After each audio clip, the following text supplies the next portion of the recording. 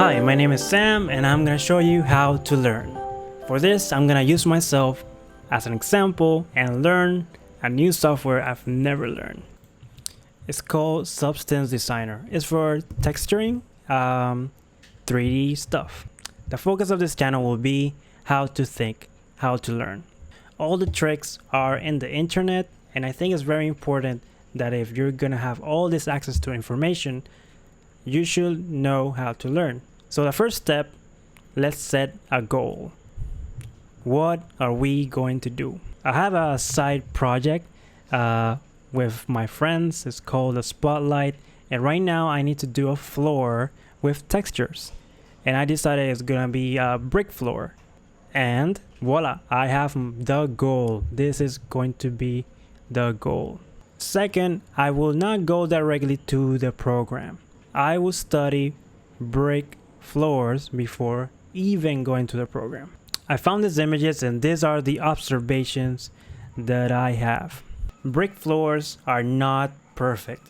Like, you see the shape here? They're jagged in the sides, like you have this jagged pattern. They're broken, they have cracks, and they're randomly throughout all this space. So even though I don't know the software firsthand, I already know that I must learn how to make random cracks on bricks. There you go. I'm gonna make a list, random cracks. I must learn that to be able to do that. Also, imperfect squares. Okay, let's observe the colors. All the colors are different. This is a really bluish brick, and this is a pale brick. We must have a color variance in our bricks. So whatever we research, whatever tutorial we find, we must have color variance. Also, there can have different lengths in bricks. Like this one is a really large one. You see that one? This one's really large and this one's really small. So to make it more natural, we have to learn how to make different sizes. My last observation is bricks have different heights. This one is taller and this ones aren't. So we must look for tutorials that teach us all of that. So you go to Google, brick tutorials in Substance Designer, and you'll have what you want. I'm gonna open this one,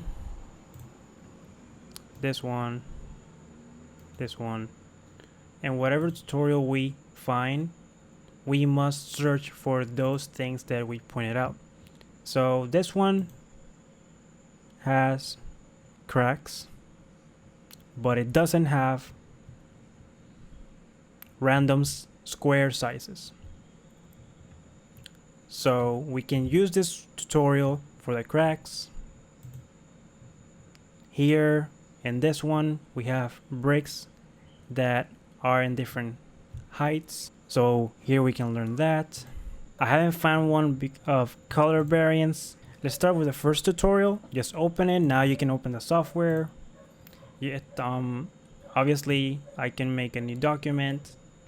And even though I don't know much, I do know the basics because I know many softwares. I know what blur means. I know what normals, all this terminology. But I just press file and new substance, and this is what it gave me. So I just go to the tutorial. This is how you should learn. Look for one, and at the moment that it says do like step 1, do this. Like for example, it says here, make this node. You must stop. Like stop. Do whatever he's doing. Go here, and this is what's gonna make you learn faster. You're gonna do whatever he's doing, the person who is teaching. And this is exploration time. Don't go step by step. Like you'll do the tutorial, but you won't learn. What you have to do is click whatever he did, and you must understand whatever this does. So for example, this is called a node, and a node has many effects. This right here creates patterns. For example, as you see here, it creates a lot of squares. For every node here on the side, it will have a lot of effects, a lot of things that you can modify. So go crazy. Don't be afraid of experimenting. Like, you can break the program and start all over again.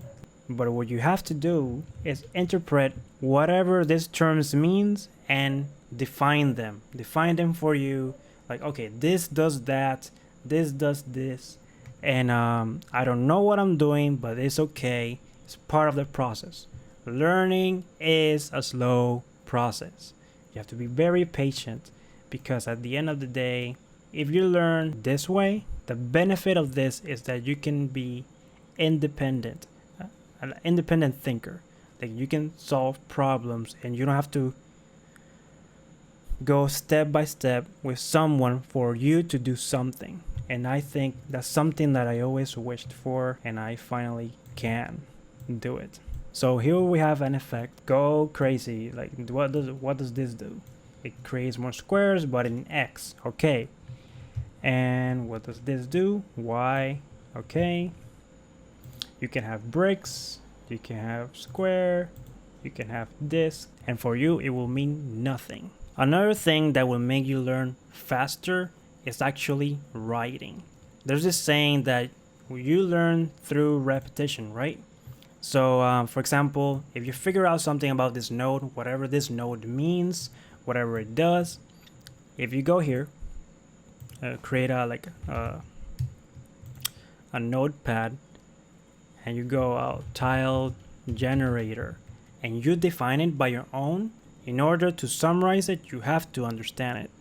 So if you do this, first of all, it's gonna make it permanent, like, because you're gonna know so many terminology.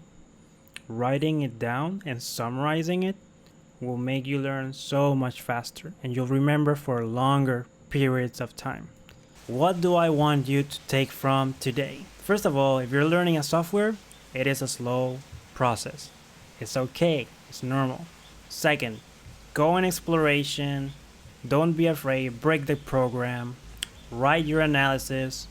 This will make you learn faster and more efficient. That's all for today. And tomorrow I'm going to continue how to learn this software. Thank you very much.